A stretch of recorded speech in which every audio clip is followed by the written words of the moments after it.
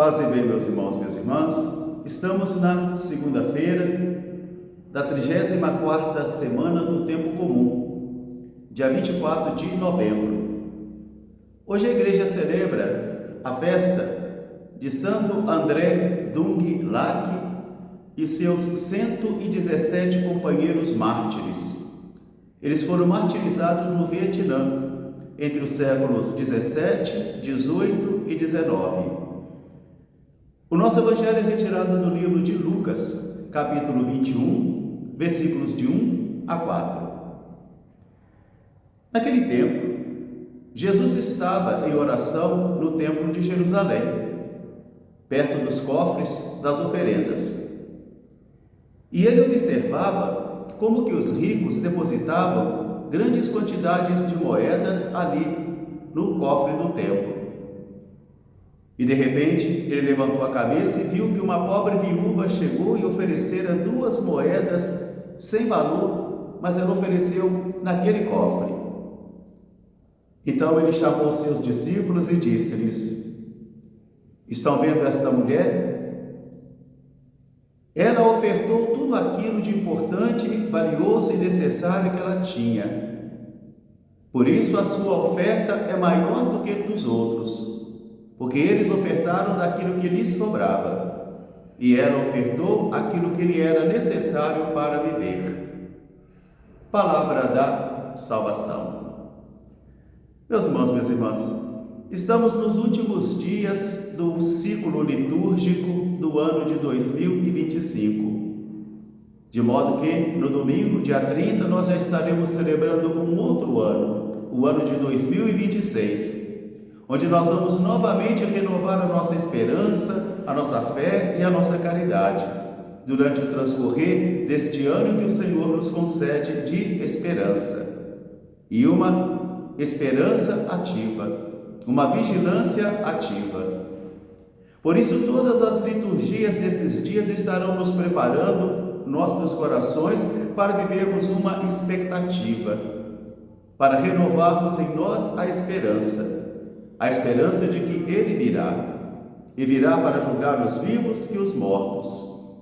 Assim seremos convidados novamente a vivermos todo o tempo do Natal, nos prepararmos para Ele, mas não para um Natal comercial que nos é oferecido pelo mercado, mas um Natal na sua essência, daquilo que é o nascimento do menino Deus, que quer nascer nas manjedouras dos corações, mas para isso faz-se necessário aplainar os caminhos do Senhor, preparar os caminhos do Senhor, para que o Senhor possa nascer e renascer constantemente em nossas vidas.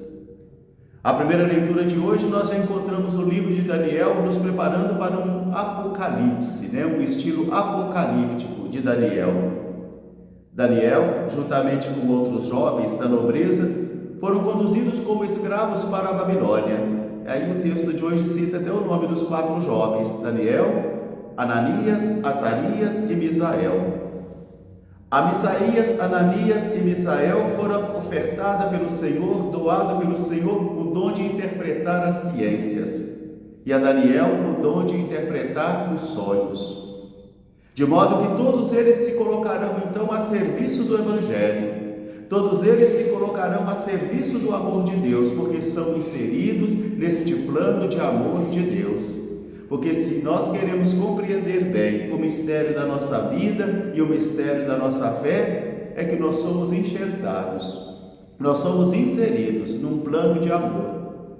E num plano de amor que vai regando a história, que vai fecundando a história com as sementes do reino que foram depositadas em nossas almas. Aqui nós encontramos o Senhor preparando então a sua missão. Diz o nosso texto que o Senhor permite que Nabucodonosor invada Israel, destrua Israel. E levados ali então para o cativeiro, Daniel e os demais jovens darão o seu testemunho, fortalecidos pela graça do Senhor, e também porque se mantiveram fiéis. Se mantiveram fiéis às suas convicções profundas religiosas, se mantiveram fiéis porque tinham e eram possuidores de uma convicção muito profunda da sua fé, seus corações estavam convencidos.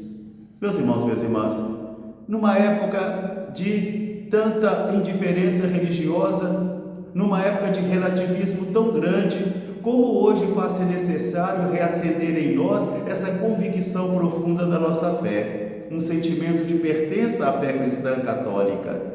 Permitir que o sangue católico corra em nossas veias para que assim nós possamos ser sal e luz para o mundo. Não querendo ser melhores do que ninguém, não querendo ser mais poderosos, mais inteligentes, mais santos que ninguém, nada disso. Mas tudo nos é permitido, mas nem tudo nos convém. É necessário que eu e você ofereçamos testemunhos que sejam credíveis. E isso é muito importante, apesar de que eu e você tenhamos plena consciência que carregaremos em nossa vida as incoerências, As incoerências, os contratestemunhos, tanto eu quanto você. Mesmo assim nos penitenciamos e renovamos a nossa esperança e a nossa fé. E hoje toda a liturgia nos convida a refletirmos sobre o amor de Deus, a fé em Deus, a generosidade e humildade, e também a aceitação do plano de Deus, da vontade divina, mesmo quando isso vai significar dificuldade para nós. Toda a palavra de Deus convida a mim e a você a contemplarmos uma generosidade extrema, a mesma generosidade que Jesus teve para conosco. Quando esse amor dele, tão imenso, tão grande, fora capaz de doar a sua vida e derramar o seu sangue por mim e por você. Jesus Cristo me amou e se entregou por mim. Ele, sendo igual ao Pai, ele não quis permanecer assim, mas ele se fez homem e habitou entre nós, para que todos nós sejamos levados para o Pai e sejamos também resgatados para o Pai.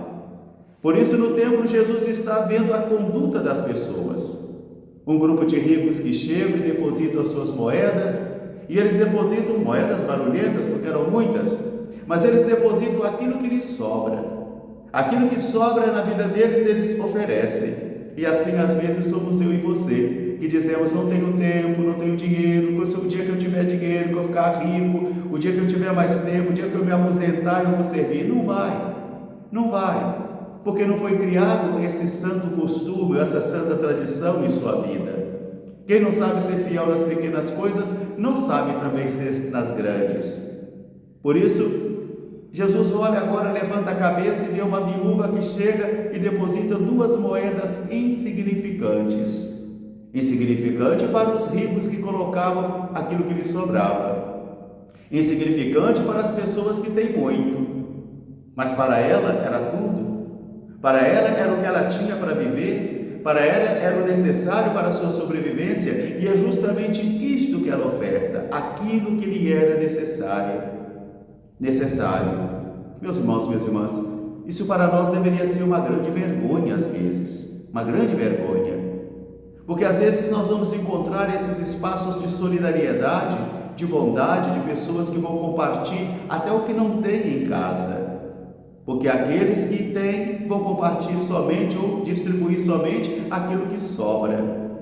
Mas aqueles que eu já encontrei muitas vezes, homens e mulheres que eram capazes de compartilhar até o alimento que eles tinham para o outro dia. Porque para eles a fome é insuportável. A fome é algo agressivo, é algo injusto. Agora, para quem vive na bonança, para quem tem de tudo em casa, aí às vezes nós podemos ficar insensíveis às dores dos outros, ao sofrimento dos outros, e vamos fazer esmolas esporádicas para poder tranquilizar as nossas consciências. Jesus vai dizer: ela ofereceu mais do que todos os outros, porque ela ofereceu aquilo que ela tinha para viver. Que esta palavra seja para mim e para você esta advertência do Senhor, que espera de mim e de você também uma doação generosa e uma fé constante, que seja capaz de se entregar sem medida. Qual é a medida do amor? Não existe medida para amar. O amor se ama. Um grande fraterno abraço para todos, paz e bem. Até amanhã, se Deus quiser. Santo André Dom Quilac e companheiros, rogai por nós. Paz e bem.